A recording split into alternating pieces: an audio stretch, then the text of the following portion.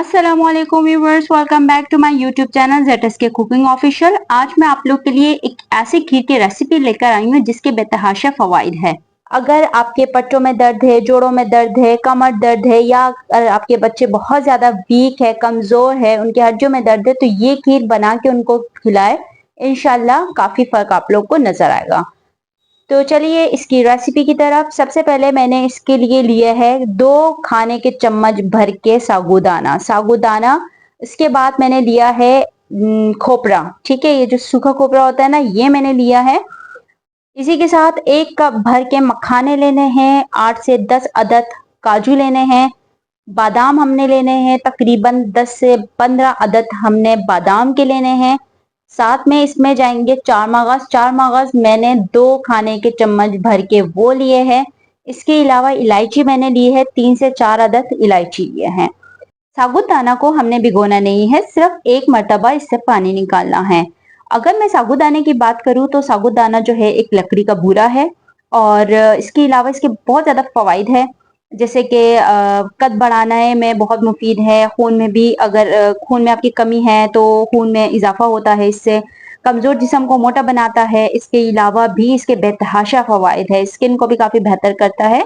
तो आप साबूदाना का इस्तेमाल करें, बच्चों को भी खिलाएं, खुद भी करें इसका इस्तेमाल, तो इसके काफी फवाइद है। तो अब एक पैन में हमने मखाने को रोस्ट करने हैं। फूल मखाने को ज्यादा तेज आंच पे हम नहीं करेंगे रोस्ट, वरना जल जाएंगे। फूल मखाने के बारे में अगर मैं बात करूं तो फूल मखाने में कैल्शियम ज्यादा मिकदार में पाया जाता है, जो हड्डियों को मजबूत बनाने में मददगार माना जाता है। इसके अलावा फूल मखाने जो है दिमाग को तेज और ताकतवर बनाता है और असाबी कमजोरी को भी दूर करने में मददगार साबित होता है। तो इस वजह से फूल मखाने का भी ज्यादा से ज्यादा इस्तेमाल करें। फ्रूट्स को भी मैंने इसी पैन में अच्छे से भूनना है, हल्की आंच पे। अगेन तेज आंच पे नहीं भूनना वरना जल जाएंगे। अब इस मखानों को, ये जो मखाने मैंने रोस्ट किए थे, इन मखानों का हमने इस तरह से दरदरा सा कूटना है, ज्यादा पाउडर फॉर्म नहीं करना। अब जो ये ड्राई फ्रूट्स है इसको भी हमने दरदरा से कूटना है। मैंने जो है तकरीबन आधा किलो दूध लिया है और आधा किलो दूध को मैंने बॉईल करने के लिए रख दिया था। अच्छा सा इसमें 2-3 उबाल आ चुके हैं। अब इसमें ऐड किया जाएगा साबूदाना। ठीक है, साबूदाना जो कि मैंने 2 चाय के चम्मच भर के लिए थे और एक बार पानी से मैंने इसको निकाल दिया था। अब ये साबूदाना मैं इसमें ऐड करूंगी और अच्छे से इसको मैं मिक्स करूंगी।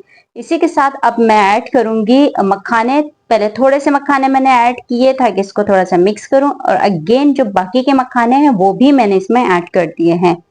इन सबको अच्छे से मिक्स करना है। और इस दौरान अगर आप मेरे चैनल पे नए हैं तो मेरे चैनल को करें सब्सक्राइब और साथ में दिए गए बेल आइकन को प्रेस करें, ताकि हमारी इसी तरीके से छोटी मोटी इजी रेसिपियां आप लोगों तक आसानी से पहुंच सके।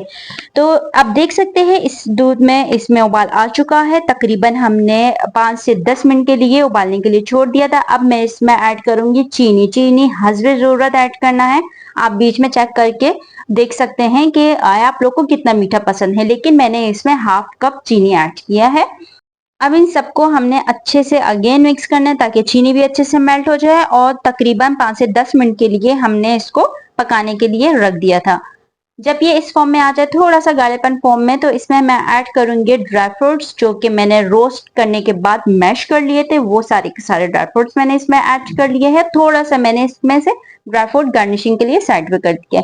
अब इसके बाद जो इलायची थी उसका पाउडर जस्ट हमने लेना है, उसका छिलका नहीं लेना, वो ऐड किया है। साथ में जो खोपरा था, सूखा खोपरा, उसको भी हमने ऐड कर दिया यहाँ पर। अब बिल्कुल रेडी है। बिल्कुल एंड दी एंड हम इसमें ऐड करेंगे केवड़ा। कुछ ड्रॉप्स हमने केवड़ा ऐड करना है, एसेंस ऐड नहीं करना, सिर्फ केवड़ा ऐड करना है। तकरीबन 2 से 3 मिनट के लिए मैंने मजीद इसको पकाना है। इसके बाद इसको डिश आउट करूंगी। माशाल्लाह से खीर बिल्कुल तैयार है, बिल्कुल परफेक्ट बनी है। इसका मीठा भी बिल्कुल परफेक्ट है, इसका गाढ़ापन भी बिल्कुल परफेक्ट है, क्योंकि जब हम इसको ठंडा करने के लिए रखेंगे तो यह मजीद गाढ़ा होगा।